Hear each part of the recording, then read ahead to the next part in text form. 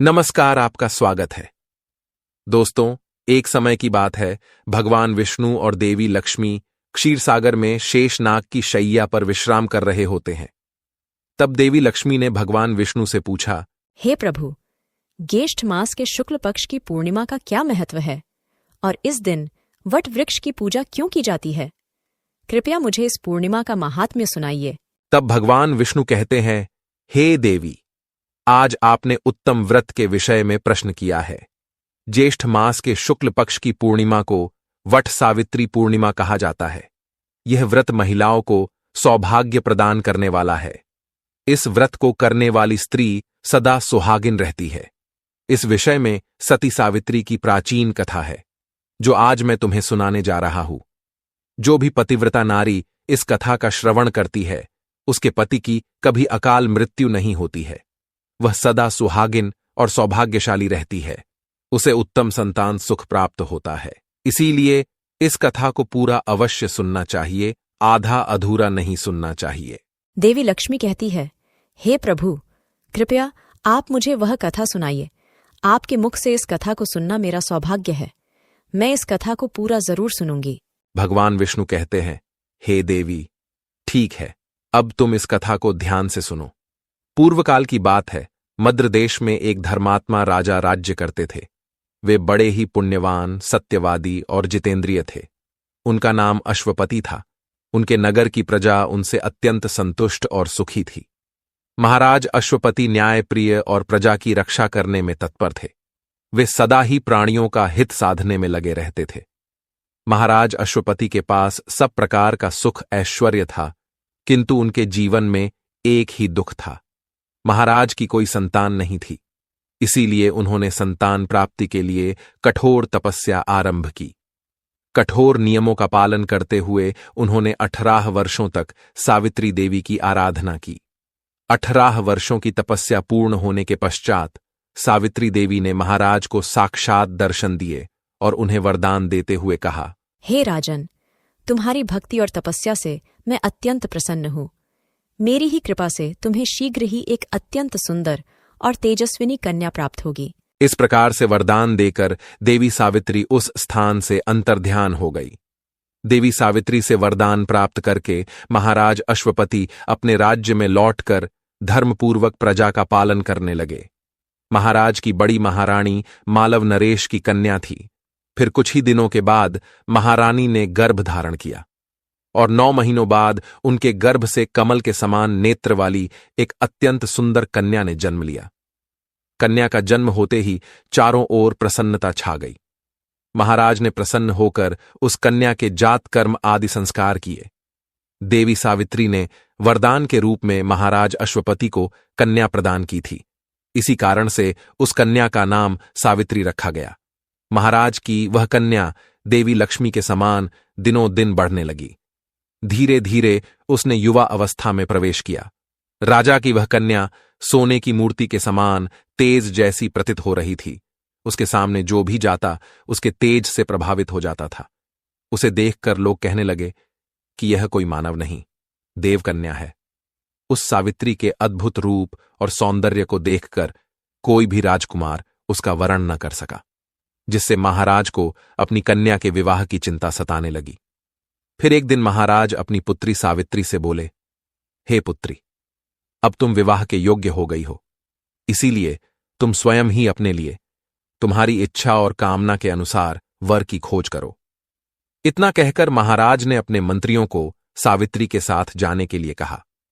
पिता की आज्ञा मानकर सावित्री अपने माता पिता को नमस्कार करके सोने से बने रथ में बैठकर मंत्रियों के साथ अपने लिए वर को खोजने के लिए निकल पड़ी। वह अनेकों तपोवन से गुजरती तो उस स्थान पर मौजूद ऋषि मुनि तथा ब्राह्मणों को दान दक्षिणा देकर आगे बढ़ती थी। इस प्रकार से यात्रा करते हुए वह भिन्न भिन्न स्थानों पर गई। फिर एक दिन महाराज अश्वपति अपनी राजसभा में बैठे थे। तभी नारद जी उस स्थान पर पधारते हैं। तो महाराज उनका स्वागत करते हैं और उनके साथ चर्चा करने लगते हैं। उसी समय सावित्री अपनी यात्रा से लौटकर राजमहल में आती है। जब सावित्री ने नारद जी को अपने पिता के साथ चर्चा करते हुए देखा तो उसने उन दोनों को ही नमस्कार किया। सावित्री को देखकर नारद जी ने उसे आशीर्वाद दिया और महाराज से कहने लगे, हे राजन, आपकी यह कन्या कहाँ गई थी और कहाँ से आई है? अब तो यह विवाह के योग्य हो गई है। आपने अभी तक इसका विवाह क्यों नहीं किया? तब महाराज अश्वपति बोले, हे देवर्षि, मैंने इसी कार्य के लिए अपनी पुत्री को भेजा था। मेरी पुत्री सावित्री अपने लिए वर खोजने के लिए गई थी और अभी अभी लौटी है। अब इसी के मुख से सुनते हैं कि इसने किस भाग्यवान पुरुष को अपना पति चुना है। इतना कहकर महाराज ने सावित्री से पूछा, हे पुत्री, तुम अपना वृतांत सुनाओ। तुम कहां पर गई थी और तुमने अपने लिए किसे पति के रूप में चुना है? तब सावित्री ने कहा, हे पिताश्री, शाल्व देश में एक धर्मात्मा राजा थे। उनका नाम द्युमत सेन है। वे पहले राज्य करते थे, किंतु उनकी आंखें अंधी हो गईं। उस समय उनका पुत्र बहुत छोटा था, इसीलिए उनके शत्रु राजा ने उनके राज्य पर आक्रमण करके उनका सब कुछ छीन लिया। तब वे अपनी पत्नी और पुत्र को लेकर वन में चले गए और तपस्या करने लगे। उनके पुत्र का नाम सत्यवान है, जो उन्हीं के साथ तपस्या करते थे। वे ही मेरे लिए सर्वथा योग्य है, इसीलिए मैंने सत्यवान को ही मेरे पति के रूप में चुना है। सावित्री की बात सुनकर नारद जी बोले, हे राजन, यह तो बड़े दुख की बात हो गई। सावित्री ने बहुत बड़ी भूल की है। बेचारी सत्यवान का रहस्य नहीं जानती थी, इसीलिए उसने उत्तम गुणों से युक्त सत्यवान को अपने पति के रूप में चुना है। तब महाराज अश्वपति ने चिंतित होकर नारद जी से पूछा, हे देवर्षि, क्या मेरी पुत्री ने चुना हुआ पुरुष उत्तम नहीं है? क्या वह शूरवीर, बुद्धिमान तथा क्षमावान नहीं है? देवर्षि नारद कहते हैं, हे राजन, सत्यवान बड़ा ही वीर, सूर्य के समान तेजस्वी, बुद्धिमान, पृथ्वी की भांति क्षमाशील, दानशूर, सत्यवादी, ययाति के समान उदार और अश्विनी कुमारों के समान रूपवान है। वह जितेंद्रिय, पराक्रमी, ईर्ष्या रहित, मिलनसार और विनयी है। फिर राजा ने चकित होकर पूछा, हे मुनिवर, आपने तो सत्यवान को समस्त गुणों का भंडार बता दिया है, लेकिन फिर आपने ऐसा क्यों कहा कि सावित्री ने बड़ी भूल की है? सत्यवान में कोई दोष है क्या?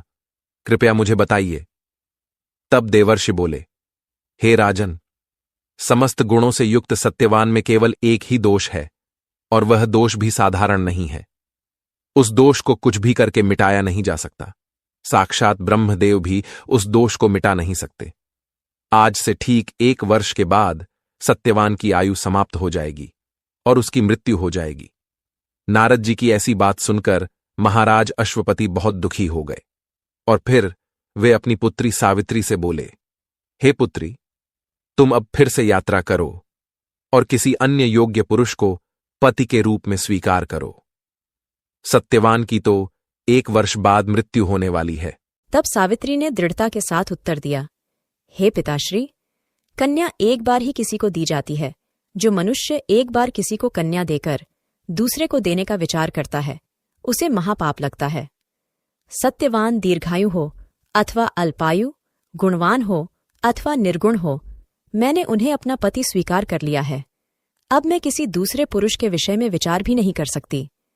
पहले मन से निश्चय करके फिर मुख से बोला जाता है, और जो मुख से बोला जाता है उसे कर्म के द्वारा पूर्ण किया जाता है। मैंने सत्यवान को मन से पति माना है और मुख से भी बोल दिया है। अब मैं केवल सत्यवान के साथ ही विवाह करूंगी। सावित्री के ऐसे शुद्ध हृदय और पतिव्रता धर्म का नारद जी के मन पर बहुत अच्छा प्रभाव पड़ा। उन्होंने महाराज अश्वपति को समझाते हुए कहा, हे राजन, सावित्री की बुद्धि स्थिर है। इसने धर्म का आश्रय लिया है। इसने जो निश्चय किया है उससे इसे दूर नहीं किए जा सकता।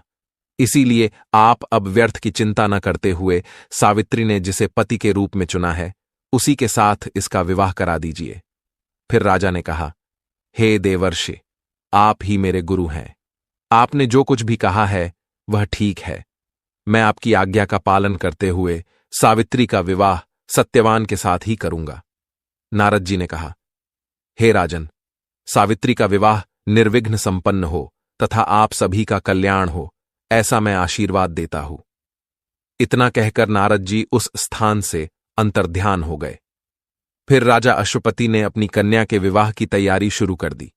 उन्होंने ब्राह्मणों को बुलाकर कन्या के विवाह के लिए शुभ मुहूर्त निकलवाया। फिर वे राजा द्युमत सेन के आश्रम पर पहुंच गए और उन्होंने उन्हें नमस्कार किया और उन्हें अपना परिचय दिया। महाराज द्युम्नसेन ने महाराज अश्वपति का स्वागत किया और उन्हें सम्मानित किया। तत्पश्चात राजा अश्वपति ने कहा, हे राजन, मेरी कन्या सावित्री यहां पर उपस्थित है। आप मेरी पुत्री को अपनी पुत्रवधू के रूप में ग्रहण करें। तब राजा द्युम्नसेन ने अपनी वर्तमान अवस्था को ध्यान में रखकर इस रिश्ते को लेकर असमर्थता प्रकट की और कहा, हे राजन, अब मेरे पास न राजमहल है और न मैं राजा हूं। मैं इस कुटिया में निवास करता हूं। क्या आपकी कन्या हमारी इस कुटिया में रह पाएगी? तब महाराज अश्वपति ने उन्हें अनुरोध किया और अपनी पुत्री का विवाह उनके पुत्र के साथ करने की विनती की। महाराज द्युम्नसेन ने भी प्रेम पूर्वक उस विवाह प्रस्ताव का स्वीकार किया। तदनंतर उसी आश्रम में सभी ने मिलकर सावित्री और सत्यवान का विवाह संपन्न किया। महाराज अश्वपति ने कन्यादान के साथ साथ दहेज में वस्त्र आभूषण उन्हें प्रदान किए और अपने नगर को चले गए। सत्यवान को सर्वगुण संपन्न सुंदर पत्नी मिली और सावित्री ने भी मनोवांछित पति प्राप्त किया। पिता के चले जाने के बाद सावित्री ने अपने सारे आभूषण उतार कर रख दिए और साधारण वस्त्र धारण कर लिए। उसने सेवाभाव, विनय, सद्गुण, संयम तथा सभी की इच्छा के अनुसार कार्य करके अपने ससुराल वालों को प्रसन्न कर लिया। वह दिन रात अपने सास ससुर की सेवा करने लगी। इससे वह सास को भी बहुत प्रिय हो गई। वह अपने पति और ससुर को देवता के समान मानकर उनकी पूजा और सेवा करती थी और मौन रहती थी। इससे उसके ससुर भी उससे बहुत संतुष्ट रहते थे। इसी प्रकार से वह पति से प्रिय वचन बोलती, कुशलता के साथ उनकी सेवा करती, शांत भाव से रहती और एकांत में अपनी सभी सेवाओं से उन्हें सुखी रखती थी। इन्हीं सभी गुणों के कारण सत्यवान भी सावित्री से बहुत प्रेम करता था। इस प्रकार से राजा की पुत्री होकर भी आश्रम में रहकर सावित्री ने सभी की बड़ी सेवा की। किंतु नारद जी द्वारा कही गई बात को सावित्री भूली नहीं थी। वह दिन रात उसी बात की चिंता में रहती थी। उसे उसके पति की मृत्यु की बात पता थी, लेकिन वह मौन रही। दिन बीतते गए और फिर अंत में वह समय आ पहुंचा जब सत्यवान की मृत्यु होने वाली थी। सावित्री एक एक दिन गिनती रहती थी। जब उसने देखा कि आज से चौथे दिन पति की मृत्यु होने वाली है, तो उसने 3 रात का निराहार व्रत धारण किया और रात दिन स्थिर होकर बैठी रही। जब सत्यवान के जीवन का एक ही दिन शेष रह गया, दूसरे दिन उसकी मृत्यु होने वाली थी, तो उस दिन रात में सावित्री को बड़ा दुख हुआ। उसने जागते जागते ही सारी रात बीता दी। सुबह होने पर उसने अपना घर का सारा काम कर लिया और अपने सास ससुर को प्रणाम किया तथा आश्रम में निवास करने वाले सभी से सौभाग्यवती होने का आशीर्वाद ग्रहण किया। इतने में ही सत्यवान कुल्हाड़ी लेकर वन से लकड़ी लाने के लिए जाने को तैयार हुआ। यह देख सावित्री ने अपने पति से कहा, हे नाथ, आज आप अकेले न जाए, मैं भी आपके साथ चलूंगी। तब सत्यवान बोला, हे प्रिय, वन का रास्ता बड़ा कठिन है। तुम इससे पहले वन में कभी नहीं गई। व्रत और उपवास ने तुम्हें दुर्बल बना दिया है और तुम पैदल नहीं चल पाओगी। इसीलिए तुम यहीं पर रुको। तब सावित्री ने कहा, हे नाथ, उपवास से मुझे कोई कष्ट और थकावट नहीं है। मैं आपके साथ चलने में उत्साहित हूं, इसीलिए मुझे रोकिए मत। मैं आज आपके साथ ही चलूंगी। सत्यवान बोला, हे प्रिय, ठीक है, यदि तुमने चलने का निश्चय किया है तो मैं मना नहीं करूंगा, लेकिन तुम मां और पिताजी से आज्ञा ले लो। यह सुनकर सावित्री ने अपने सास ससुर से आज्ञा लेते हुए कहा, आज मेरे स्वामी वन में लकड़ी और फल लाने जा रहे हैं। यदि सासजी और ससुर जी आज्ञा दे तो आज मैं उनके साथ जाना चाहती हूं। तब सावित्री के ससुर ने कहा, हे सावित्री, जब से तुम मेरे घर में बहू बनकर आई हो, तुमने हमारी बड़ी सेवा की है और तुमने हमसे कभी भी कुछ नहीं मांगा है। इसीलिए आज तुम्हारी इच्छा अवश्य पूर्ण होनी चाहिए। आज पहली बार तुमने कुछ इच्छा प्रकट की है, इसीलिए बेटी, अब तुम अपने पति के साथ जाओ। अपने सास ससुर की आज्ञा पाकर सावित्री बड़ी प्रसन्न हुई और अपने पति सत्यवान के साथ वन की ओर चलने लगी। उसके मुख पर प्रसन्नता थी, किंतु मन में दुख की आग जल रही थी। दोनों ही वन में चले गए। फिर सत्यवान पेड़ से लकड़ियां काटने लगा और सावित्री उसे एकत्रित करने लगी। फिर कुछ समय बाद लकड़ी काटते काटते परिश्रम के कारण सत्यवान को पसीना आ गया और उसके सिर में बड़े जोर से दर्द उठा। लकड़ी काटना छोड़कर वह सावित्री के पास गया और बोला, हे प्रिय, आज परिश्रम के कारण मेरे सिर में दर्द होने लगा है। सारा शरीर टूट रहा है, कलेजे में बड़ी पीड़ा हो रही है। इस समय पर मुझे बड़ा अस्वस्थ महसूस हो रहा है। ऐसा जान पड़ता है कोई मेरे मस्तक पर प्रहार कर रहा है। अब मुझ में खड़े रहने की भी शक्ति नहीं है। हे प्रिय, अब मैं सोना चाहता हूं। फिर सावित्री ने पति के पास जाकर उसे संभाला और उसका मस्तक गोद में लेकर जमीन पर बैठ गई। सावित्री समझ गई कि अब सत्यवान की मृत्यु का समय निकट आ चुका है। इतने में ही उसे एक पुरुष दिखाई पड़ा जो भैंस पर बैठा हुआ था। उसके माथे पर काले काले सिंग थे। उसका शरीर सांवला था। उसके नेत्र लाल लाल दिखाई दे रहे थे। उसके हाथ में पाश था। देखने में वह बड़ा भयंकर था। वह पुरुष सत्यवान की ओर देख रहा था। उस अद्भुत पुरुष को देखकर सावित्री खड़ी हो गई और प्रणाम करके बोली, हे देव, आप कोई देवता जान पड़ते हैं, क्योंकि आपका शरीर मनुष्य का नहीं है। यदि आपकी इच्छा हो तो बताइए, आप कौन हैं और क्या करना चाहते हैं? इस स्थान पर क्यों आए हैं? वह दिव्य पुरुष कहने लगा, हे सावित्री, तुम बड़ी ही पतिव्रता और तपस्विनी हो, इसीलिए तुम मुझे देख पा रही हो और मैं तुम्हारे साथ वार्तालाप कर रहा हूं। तुझे मालूम होना चाहिए कि मैं यमराज हूं और आज तेरे पति की आयु समाप्त हो चुकी है, अतः मैं इसे लेने के लिए आया हूं। फिर सावित्री बोली, हे भगवान, मैंने तो सुना है कि जीवों को लेने के लिए आपके दूत आते हैं, तो फिर आज आप स्वयं क्यों पधारे हैं? यमराज बोले, हे सावित्री, सत्यवान परम धर्मात्मा है। यह दूतों के द्वारा ले जाने योग्य नहीं है, इसीलिए मैं स्वयं आया हूं। इतना कहकर यमराज ने सत्यवान के शरीर से अंगूठे के बराबर आकार वाला जीव बाहर निकाला और उसे लेकर दक्षिण दिशा की ओर जाने लगे। यह देखकर सावित्री भी यमराज के पीछे पीछे जाने लगी। सावित्री को पीछे पीछे आता हुआ देखकर यमराज बोले, हे सावित्री, यह तुम क्या कर रही हो? तुम अब यहां से लौट जाओ और अपने पति का दाह संस्कार करो। आज तुम पति के सेवा के आड़ से मुक्त हो चुकी हो, इसीलिए अब तुम लौट जाओ। सावित्री बोली, हे भगवान, जहां मेरे पतिदेव जाएंगे वहां मुझे भी जाना है। आपकी दया से मेरी गति कुंठित नहीं हो सकती। नारी के लिए पति का अनुसरण ही सनातन धर्म है।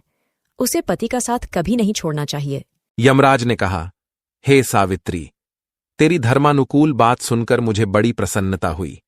इसीलिए तुम सत्यवान के जीवन के अतिरिक्त कोई भी वर मुझसे मांग लो। सावित्री ने कहा, हे देव, यदि आप मुझे वरदान देना चाहते हैं तो मेरे ससुर की आंखें अंधी हो गई है। उन्हें फिर से दृष्टि प्रदान कीजिए और वे बलवान तथा तेजस्वी हो जाए, ऐसा वर दीजिए। यमराज ने कहा, ठीक है, ऐसा ही होगा।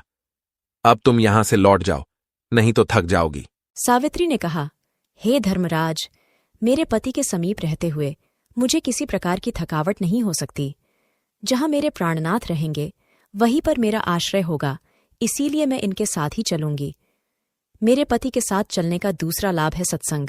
मेरे पति सत्पुरुष है और सत्पुरुषों का संग एक बार भी मिल जाए तो अभीष्ट की पूर्ति करने वाला होता है। यदि उनसे प्रेम हो जाए तो कहना ही क्या। संतों के साथ समागम कभी निष्फल नहीं होता, इसीलिए सदा सत्पुरुषों के साथ ही चलना चाहिए।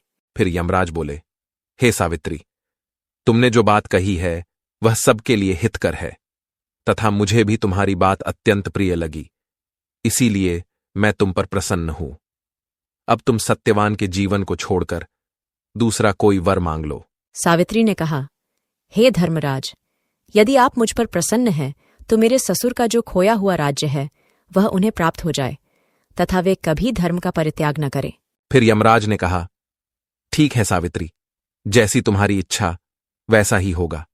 अब तुम लौट जाओ। किंतु फिर भी सावित्री यमराज के पीछे पीछे ही चलती रही। चलते चलते उसने यमराज से कहा, हे देव, आप सारी प्रजा का नियमन करने वाले हैं, इसीलिए आपको यम कहा जाता है। मैंने सुना है कि प्राणी को मन, वचन और क्रिया द्वारा किसी भी दूसरे प्राणी के साथ द्रोह नहीं करना चाहिए। सभी पर समान रूप से दया करनी चाहिए। दान करना श्रेष्ठ पुरुषों का सनातन धर्म है। यूं तो संसार के सभी लोग अपने मित्र के साथ अच्छा व्यवहार करते हैं, किंतु श्रेष्ठ लोग तो शत्रु पर भी दया करते हैं। सावित्री की बात सुनकर यमराज बोले, हे कल्याणी, जैसे प्यासे को पानी मिलने से तृप्ति होती है, उसी प्रकार से तुम्हारी धर्मानुकूल बातें सुनकर मुझे प्रसन्नता हो रही है। इसीलिए अब तुम सत्यवान के जीवन को छोड़कर कोई तीसरा वरदान मांग लो। फिर सावित्री ने कहा, हे धर्मराज, मेरे पिता अश्वपति के कोई पुत्र नहीं है, उन्हें 100 पुत्र देने की कृपा करे। यमराज ने कहा, ठीक है सावित्री, ऐसा ही होगा। अब तुम बहुत दूर आ गई हो, अब यहां से लौट जाओ। सावित्री ने कहा, हे धर्मराज, मैं पति के समीप हूं, इसीलिए दूरी का मुझे अनुभव नहीं होता। पति से दूर रहना नारी के लिए दुख की बात है। आप मेरी कुछ बातें और सुनिए। हे धर्मराज, विवस्वान के अर्थात सूर्यदेव के पुत्र होने के कारण आपको वैवस्वत कहते हैं। आप शत्रु, मित्र आदि किसी के साथ भेदभाव नहीं करते, सभी का समान रूप से न्याय करते हैं। इसी से सब मनुष्य धर्म का आचरण करते हैं और आपको धर्मराज कहा जाता है। अच्छे मनुष्यों का संतों पर जैसा विश्वास होता है, वैसा खुद पर भी नहीं होता। विश्वास ही सौहार्द का कारण है। अच्छे लोगों में सौहार्द का भाव होता है, इसीलिए सभी उन पर विश्वास करते हैं। सावित्री की बात सुनकर यमराज बोले, हे सावित्री, तूने जो बातें कही हैं वैसी मैंने किसी और के मुख से नहीं सुनी, इसीलिए अब मेरी प्रसन्नता और भी बढ़ गई है। अब तू सत्यवान के जीवन के अलावा कोई चौथा वर मांग ले। सावित्री ने कहा, हे भगवान, मुझे कुल की वृद्धि के लिए 100 पुत्र चाहिए, इसीलिए मुझे पुत्र प्राप्ति का वरदान दीजिए, जो बलवान और पराक्रमी हो। यमराज बोले, हे कल्याणी, ठीक है, तुम्हारी यह इच्छा भी पूर्ण हो जाएगी। अच्छा, अब तू बहुत दूर तक आई है, अब यहां से तू लौट जा। सावित्री ने अपनी धार्मिक चर्चा बंद नहीं की और वह कहती गई, हे धर्मराज, सत्पुरुषों का मन सदा धर्म में लगा रहता है। सत्पुरुषों के साथ जो समागम होता है वह कभी व्यर्थ नहीं जाता। संतों से कभी किसी को भय नहीं होता। सत्पुरुष सत्य के बल से सूर्य को भी अपने समीप बुला लेते हैं। वे ही अपने प्रभाव से पृथ्वी को धारण करते हैं। भूत और भविष्य के आधार भी वे ही है। उनके बीच में रहकर श्रेष्ठ पुरुषों को कभी दुख नहीं होता। दूसरों की भलाई ही सनातन धर्म है, ऐसा मानकर सत्पुरुष सदा ही परोपकार में लगे रहते हैं। सावित्री की यह बातें सुनकर यमराज दया से द्रवित हो उठे और बोले, हे पतिव्रते, तुम्हारी ये धर्मानुकूल बातें गंभीर अर्थ से युक्त हैं, मेरे मन को लुभाने वाली है। तू जो जो बातें कह रही है, तेरे प्रति मेरी श्रद्धा बढ़ती जा रही है, इसीलिए तू मुझसे कोई अनुपम वर मांग ले। सावित्री ने कहा, हे भगवान, अब तो आप सत्यवान के जीवन का ही वरदान दीजिए, इससे आपके ही सत्य और धर्म की रक्षा होगी। आप मुझे 100 पुत्र होने का वर दे चुके हैं, और मेरे पति के बिना मैं पुत्र कैसे प्राप्त कर सकती हूँ? मेरे पति के बिना तो मैं सुख, स्वर्ग, लक्ष्मी तथा जीवन की भी इच्छा नहीं रखती। धर्मराज वचनबद्ध हो चुके थे। फिर उन्होंने सावित्री की ओर प्रेम से देखा और कहा, हे सावित्री, तुम धन्य हो, तुम एक महान पतिव्रता नारी हो। आज से संसार में तुम्हें पूजा जाएगा। तुम्हारे इस पतिव्रता धर्म की चर्चा तीनों लोकों में होगी। इतना कहकर यमराज ने सत्यवान के प्राणों को मुक्त कर दिया और उसे 400 वर्ष की आयु प्रदान की। फिर पतिव्रता सावित्री अपने पति के प्राण लेकर लौट आई और उसने अपने पति को जीवित कर दिया और प्रसन्नतापूर्वक अपने घर को चली गई। भगवान विष्णु कहते हैं, हे देवी, इस प्रकार से देवी सावित्री ने अपने सतीत्व की शक्ति से अपने पति के प्राण भी यमराज से छुड़ाकर लाए। स्त्री के पतिव्रता धर्म में बहुत शक्ति होती है, तभी से उस सती सावित्री की पूजा की जाती है। तो दोस्तों, उम्मीद है आपको यह कथा अच्छी लगी होगी। जानकारी अच्छी लगी तो वीडियो को लाइक जरूर करें और कमेंट में जय श्री हरिविष्णु अवश्य लिखें। साथ ही चैनल को सब्सक्राइब जरूर करें। आप सभी का धन्यवाद।